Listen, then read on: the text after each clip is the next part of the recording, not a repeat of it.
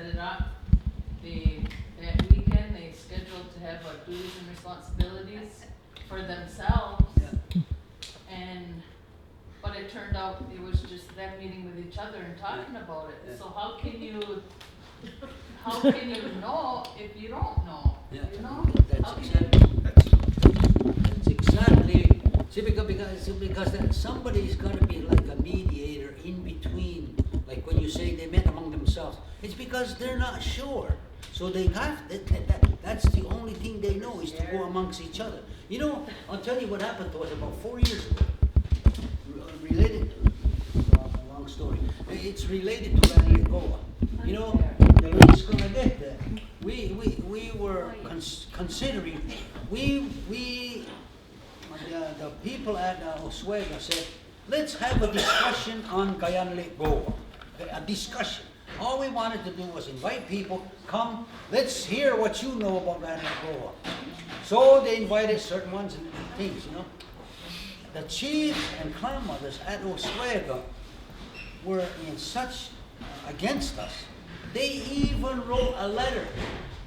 The clan mothers wrote a letter that we are not authorized to do stomagoa without their express written permission. We could not give Thanksgiving without their express written permission. Now, where does that come from? That's what they say to us, yeah. That's what they did. They wrote it. They sent a letter. Oh my gosh. So we ignored it anyway. We just went there, and you know we had not heard the Kayaneren'kó for 15 years. That they're supposed to recite it every 7 years or 5 years. We had not heard. Nobody was paying attention to it, right? And these men in Oswego said, "Let's do this." We did, and the very same thing happened. The very same time we were having discussions, they held a council and they determined that they should have a great law reading. So that next summer, the Oneidas had a recital, right? But let me tell you something, because you had one here too. This is not a great law recital that you heard. This is a recital on the Peacemaker's journey. Okay? They explain how it came to be that the Ganawida received an insight in his early times, and he felt that he had a purpose in life, and he went to this journey, and he came looking for the evil ones, right? The most wicked ones. And they tell this whole story, and it's a beautiful, beautiful story. It's probably one of the greatest stories of our union. But it's not Kayaneren'kó. It's not what should bind us together. You know, it just sets up, the way they talk, it just sets up the chiefs. Okay? That's wonderful. And we've heard it 3 times now. We heard it in United, the same stuff. Bob Brown does a beautiful job. He's a gifted speaker. He's a guy, I take nothing away from the man. He's a brilliant speaker. But he told it and did a nice job in Oneida. And then here, at your house, at your people's house, same thing, nice story, beautiful, nice eating, and everybody kind of like was, put a plastic smile on their face and everything like that, you know, and we had a good time, remember? And then the same thing happened with us. You know, hundreds and thousands of dollars are spent on telling this nice story, but it's not Kayaneren'kó. We have not. And you know something? I'll tell you. Those people are not capable of telling us Kayaneren'kó. You are the ones that should talk about Kayaneren'kó. You are the ones that hold it in your heart. You are the ones who hold it in your mind, and you hold it with your children. That's where Kayaneren'kó is. Not the dictatorships that we've been in. But they've shown us what they pretended to be everywhere.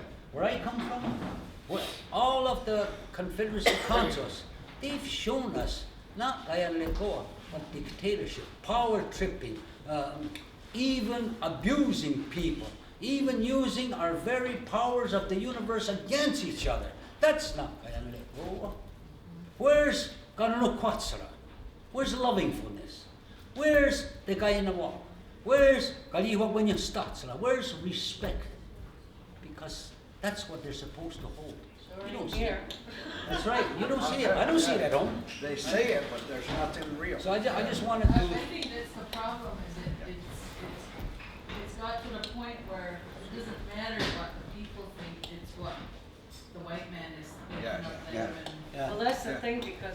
totally different on the outside. Yeah. On the outside, they use the great law. Yeah, listen to this one. I just found out this just now. I didn't know this, but I was the one in opposition. You know, they had a great big tent at the big IJ, so huge. I didn't know that, what is it, Enbridge, the pipeline people, Yeah. and what else? Ontario Power. Ontario Power, Hydro. the two biggest entities that are destroying Mother Earth, that's where they went to get their money to do this. I mean, it's like there's no consciousness of what they're doing. You know, It's all money. You see- that's our But you responsibility. see, like underneath that, myself and others, you got Paul on that, we've been working with the students from McGill University. And the students at McGill University are working with us because now what they're asking for is that they want Kayaneren'kó to be one of the main courses to be taught at the university. Because the thing is, some of these young people, they've been activists, and some of our graduate students now, they're all over the world. And about a week and a half ago, we met in Nakwizasne. And one of the young men that was there, he was listening to what we were explaining. There was Estrada-Goeman, myself, Segueta, you know, different ones that we were there. And he said, you know, he says, I've traveled all over the world. I've studied, you know, the systems of people all over the world, the formulas and that. He says, never have I come across anything as beautiful as this. He says, here is something that is, he says, it's like it's so beautiful and it's so simple. It's hard to imagine how come this thing isn't being applied around the world. And he says, why, you know, like, they're wondering how come we haven't pushed this out in the world. I'm saying we have since 1600s or 1700s. And our people, Rodinoshuni, were the first ones to initiate an international world peace conference. And the Confederacy, at that time, was functioning as a Confederacy under Kayaneren'kó. They sent 5 men to represent us overseas. And one of them died while they contracted one of their diseases over there. He died.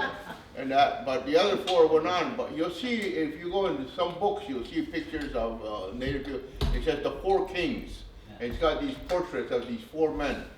And well, these are the ones who brought this, and all of the 13 families of Europe, the ruling families of Europe were invited to this. And the only one who still has this and is, you know, and it is on display is the Russians. And the thing, they have it in a museum in Moscow, and the belts are there on exhibit for anybody to see. They're not in denial of this. It's just that on our end, it's like it hasn't continued. And so who are they going to continue with? Because it's in the United States. So now, what do you call it? The thing is, you need to know is that the original Russian family that accepted it, you know, in your history, there was a Russian family that was extinguished. Every man, woman, and child was murdered. That's the family that accepted this. And today, this Putkin, his grandfather worked with that family, and this is why he's got such a strong stance against the United States. And now, the Russians themselves are going to put together a Holocaust museum of what was done to the Yungwa who was here in the Western Hemisphere.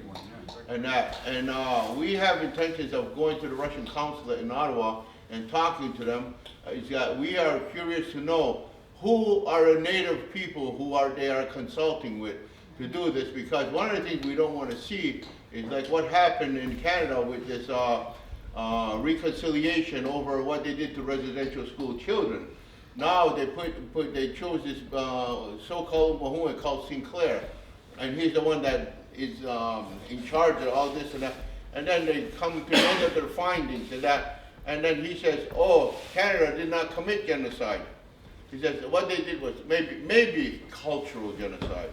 I mean, they murdered children, they raped children, they did scientific experiments on children, and they did everything. They stole their land, they stole their language, they stole everything from these.